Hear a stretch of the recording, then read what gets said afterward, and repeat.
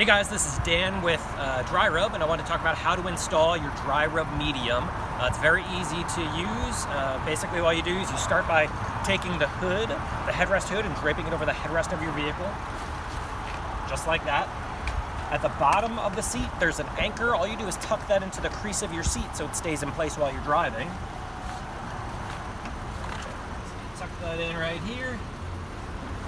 Super easy. On the bottom, we have a skirt to provide added protection, so if you're getting super wet or muddy, the bottom of your seat is covered, and we have a strap that goes around the seat.